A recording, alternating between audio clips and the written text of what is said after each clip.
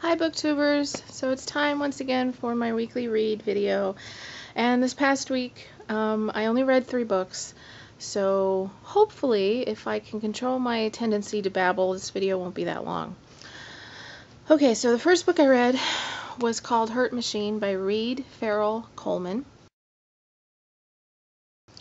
Very proud of myself that I got his name right, because for some reason I seem to get tripped up when people have 3 names. Whatever. Okay, so this book was available free on my Kindle. Not sure if it's still free.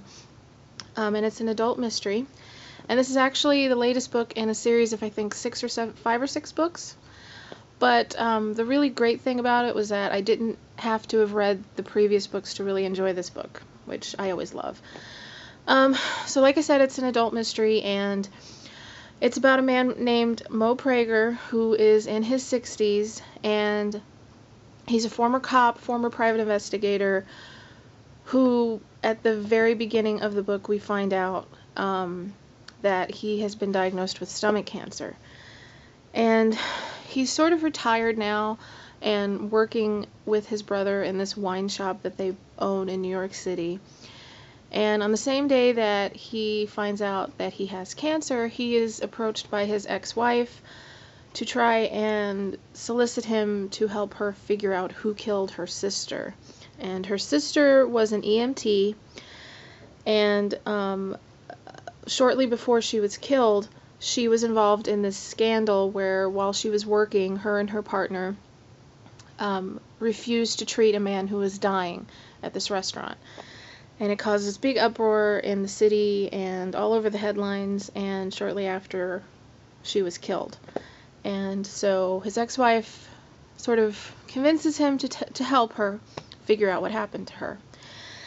Now, pretty much to say anything else about the actual mystery in the book would really ruin it, but there's a lot of stuff going on in this book. There's a lot of characters to keep track of, a lot of, subtle things, but I have to say this was definitely probably one of the best adult mysteries that I've ever read. Maybe it was just that I was in a mood for something completely different than what I've been reading lately, but I really enjoyed this book. Hands down, definitely the best free book that I've gotten for my Kindle, maybe ever. Yeah, it was just, I can't really put my finger on his style of writing. It's told in the first person, and Mo is narrating the story, but it feels more like he's talking. It feels like a conversation. It feels like you're sitting at a bar having a conversation with this guy, and he's telling you the story. It doesn't feel like you're reading a book. It feels like you're actually in the middle of the story with him. And the way that he sort of seamlessly brings together, the mystery element as to what happened to this woman, and all of the sort of hidden agendas of a lot of the people in the book, as well as Mo struggling with the fact that he's sick and that he hasn't told his friends or family, and plus his daughter is getting married, so there's a lot going on. And even though there's a lot going on, it doesn't get confused or muddled. It's just absolutely brilliantly done. So yeah, a huge thumbs up for me for this book. It's called Hurt Machine by Reid Farrell Coleman. And like I said, I believe it's still free for Kindle. If not, even if it isn't, check it out because it's really great, especially if, you're looking for something different and you like a mystery, a good sort of like noir. I always feel weird saying that word. I never think I'm pronouncing it right. But a good like detective story. So when I finished Hurt Machine, I decided that I wanted to read the rest of the series, so I went back all the way to the beginning and read the first book, which is called Walking the Perfect Square. Now this book is really hard to find. It's out of print. The rest of the books in the series are all readily available. I'm not really sure why this hasn't been re-released yet, but so this book sort of differs in the respect that it sort of flip-flops back and forth in time. The majority of the book takes place in 1978, and then also flash forwards to what is then the present, which is 1998. It starts with Mo receiving a phone call from a nun who works at a hospice, telling him that there's this man who was brought in and he's asking to speak to Mo. And when he's brought in, they find this article on him in his pocket that's about a case that Mo had worked on in 1978. So the book then goes back in time to 1978 to talk about this case that the article was about. And in 1978, Mo is still on medical leave. He had broken his knee, and that's actually the reason that they force him to retire. So he's contacted by this guy that he worked with on behalf of somebody else who used to be a cop to help him try and find his missing son. And the missing son's name is Patrick. And one night Patrick is at a party and a girl gets sick and he offers to take her home. And when she comes out of the bathroom, Patrick is nowhere to be found and pretty much nobody sees him after that. So Mo agrees to help try and track this guy down. And the story sort of, it's a very big puzzle, and the main question really is whether or not Patrick, something happened to him, if somebody kidnapped him or killed him, or if in fact he just doesn't want to be found.